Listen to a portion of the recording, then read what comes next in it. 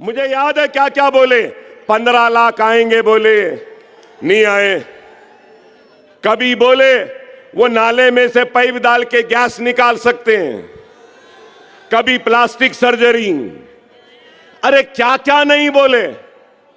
और ये भी बोले मैं गरीब का बच्चा हूं, गरीब के घर से आया हूं, मैं चाय बेचता था, रेल की पटरियों के पास चाय की बंडी थी, चाय की केतली थी, लोग कभी कड़क चाय पूछते थे, कभी नरम चाय पूछते थे, कभी ऐसी चाय वैसी चाय, चाय चाय चाय चाय, चाय की केतली, चाय का पानी, चाय का चूल्हा, नरम चाय गरम चाय। अरे आप जो भी थे आज हमारे वजीर आजम है।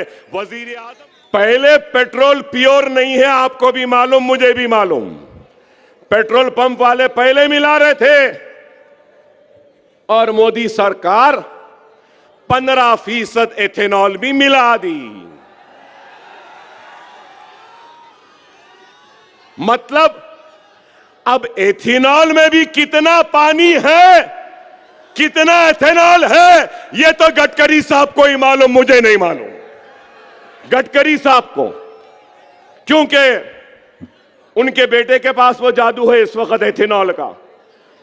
नरेंद्र मोदी साहब को इस मुल्क से कोई मोहब्बत नहीं, इस मुल्क की कोई फिक्र नहीं, इनको इस मुल्क की कोई परवाह नहीं।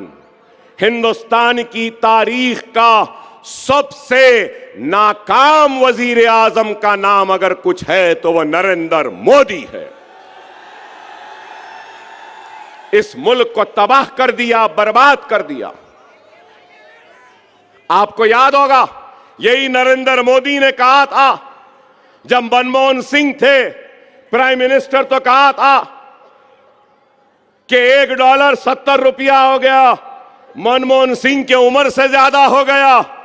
बोले थे ना, याद है या नहीं? और आज $1 90 रुपये 21 पैसे हो गए। मिस्टर मोदी, तुम्हारी उम्र से बहुत ज्यादा हो गया। रुपया गिर रहा है, फिक्र नहीं। महंगाई आसमान को छू रही है, परवाह नहीं। मुल्क में बेरोजगारी बढ़ रही है, कोई फिक्र नहीं। फॉरेन एक्सचेंज रिजर्व हमारे कम हो रहे हैं, परवाह नहीं। स्टॉक एक्सचेंज बिल्कुल लड़खड़ा रहा है, नहीं मालूम कि कब स्टॉक मार्केट भी कोलैप्स हो जाएगा, इनको फिक्र नहीं है। डॉलर रोज बेच रहे हैं। क्यों? रुपया गिर रहा है, फॉरेन रिजर्व कम हो रहा है, फॉरेन इन्वेस्टमेंट नहीं आ रहा है, लेकिन इनको फिक्र नहीं है। फॉरेन इन्वेस्टमेंट क्यों नहीं आ रहा? इसलिए नहीं आ रहा, अगर मैं $1 ला रहा हूं, $1 पे अगर कुछ कमा रहा हूं, तो कमाने के बाद डॉलर बढ़ रहा है, रुपया गिर रहा है, जितना कमाया पूरा अंदर हो रहा है। तो इन्वेस्टर्स नहीं है, लेकिन इनको इस मुल्क की फिक्र नहीं है। शौचालय बोले, क्या शौचालय बने? 15 लाख बोले, क्या 15 लाख आए? सिर्फ धोखा। क्या क्या बोले मुझे याद है क्या क्या बोले, 15 लाख आएंगे बोले, नहीं आए। कभी बोले वो नाले में से पाइप डाल के गैस निकाल सकते हैं, कभी प्लास्टिक सर्जरी, अरे क्या क्या नहीं बोले। और ये भी बोले मैं गरीब का बच्चा हूं, गरीब के घर से आया हूं, मैं चाय बेचता था, रेल की पटरियों के पास चाय की बंडी थी, चाय की केतली थी, लोग कभी कड़क चाय पूछते थे, कभी नरम चाय पूछते थे, कभी ऐसी चाय वैसी चाय, चाय चाय चाय चाय, चाय की केतली, चाय का पानी, चाय का चूल्हा, नरम चाय गरम चाय। अरे आप जो भी थे आज हमारे वजीर आजम है, वजीर आजम बनिए। फिर क्या बोले, मैं तो फकीर हूं, झोला लेके चले जाऊंगा, ये भी बोले। अरे ऐसा फकीर मैंने नहीं देखा। एक फकीर था, बादशाह हो गया था। एक बादशाह था, फकीर हो गया। लेकिन उस फकीर की फकीरी में भी बादशाहत थी। अफसोस के इस बादशाह के हर अमल में सिर्फ और सिर्फ यही है, खुदारा। अरे मैं पूछना चाहता हूं मोदी भक्तों से, आपसे नहीं, मोदी भक्तों से। मोदी का बहुत बड़ा भक्त है ना शिंदे, मोदी का बहुत बड़ा भक्त है फडणवीस। मैं पूछना चाहता हूं मोदी के भक्तों से, आप करप्शन को खत्म करेंगे बोले। मोदी साहब बोले कोई ना खाऊंगा ना खाने दूंगा।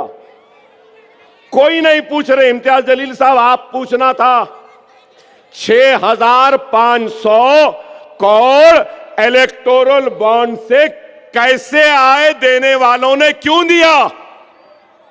क्या यह करप्शन नहीं है? क्या आपको कोई एक पैसा दिए? मजलिस को कोई दिए?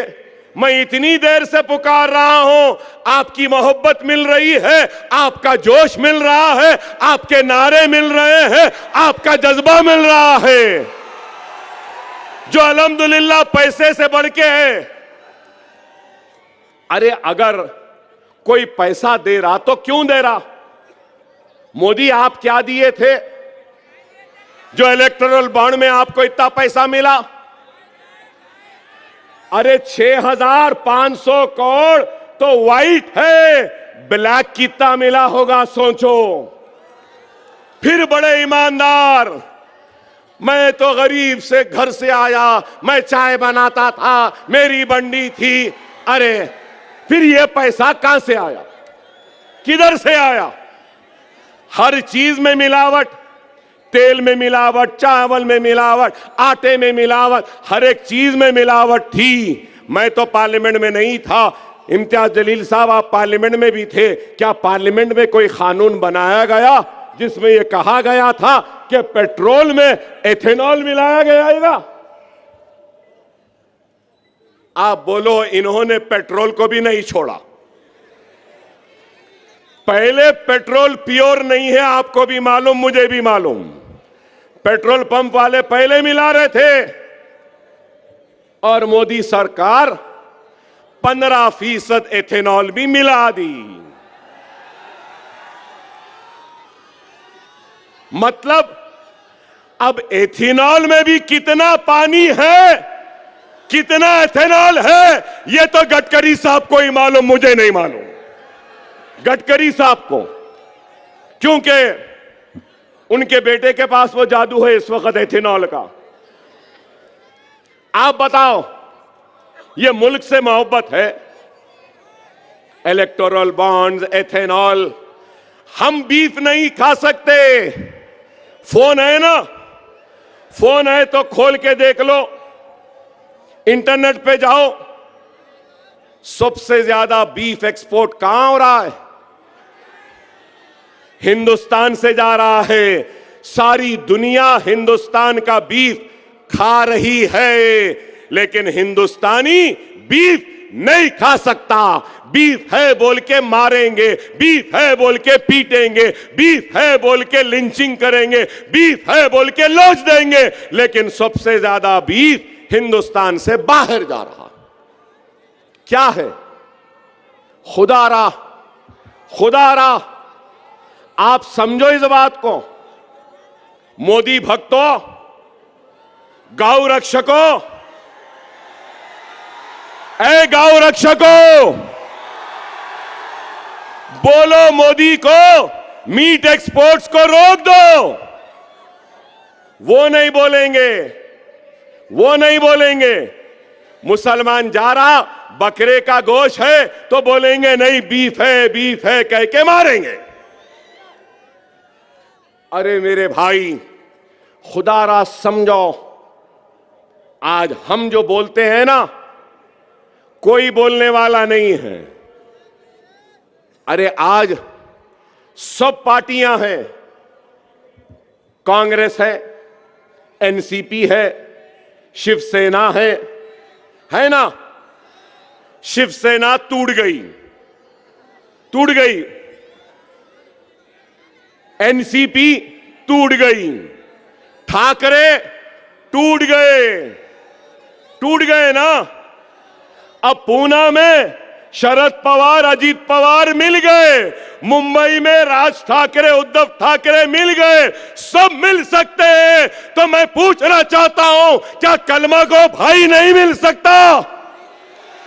क्या हम नहीं मिल सकते? क्या हम एक नहीं हो सकते?